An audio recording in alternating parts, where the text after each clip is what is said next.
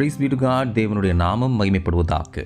நான் வெட்கப்படேன். கர்த்தர் நமக்கு நீ வெட்கப்பட்டு போவதில்லை என்ற ஒரு அருமையான வாக்குத்தத்தத்தை கூறியிருக்கின்றார். அவர் தமது சார்பில் வாக்குத்தத்தங்களை கூறுகிறவராய் இருக்க நாம் நம் சார்பாக அதை விசுவாசிக்க வேண்டும். பக்தன் இங்கே அந்த வல்லமையான வாக்குத்தத்தத்தை விசுவாசிக்கின்றான். விசுவாசித்து நான் வெட்கப்படேன் என தைரியமாய் அறிக்கையிடுகின்றான். இத்தகைய தைரியமான மனநிலை தான் ஒருவரது வாழ்க்கையில் முன்னேற்றத்திற்கு ஏதுவாக மாற்றி அவர்களை உயர்த்துகிறது. சரி, இத்தகைய தைரியமான அறிக்கை ஒரு மனிதனுக்குள் எப்படி வருகிறது? ஒன்று, கர்த்தர் தரும் வாக்குத்தத்தங்களை அப்படியே விசுவாசிப்பது.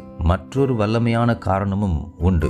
அது கர்த்தர் தன்னோடு இருப்பதை எந்த சூழ்நிலையிலும் உணர்வதாகும். ஆகவேதான் பக்தன் இங்கே கர்த்தராகிய ஆண்டவர் எனக்கு துணை செய்கிறார், ஆகையால் நான் வெட்கப்படேன் என்று குறிப்பிட்டு எழுதுகிறான். நம் வாழ்வில் வாக்குத்தத்தங்கள் பல இருப்பது உண்மைதான். அதனினும் வாக்குரைத்தவர் எனக்கு துணை நிற்கிறார் என்கின்ற ஒரு உன்னதமான உணர்வினை அடைவோமெனில், அனுதினமும் அவரது பாதத்தில் அமரும் அனுபவத்தை தொடர்வோமெனில், நாமும் அத்தகைய தைரியமும் வல்லமையும் மிக்க மனநிலையோடு நம் வாழ்க்கையில் எல்லா சூழ்நிலைகளையும் கையாளுவோம். வெட்கப்பட்டு போகாமல் எல்லாவற்றிலும் சாட்சிகளாய் மாறுவோம். God bless you abundantly.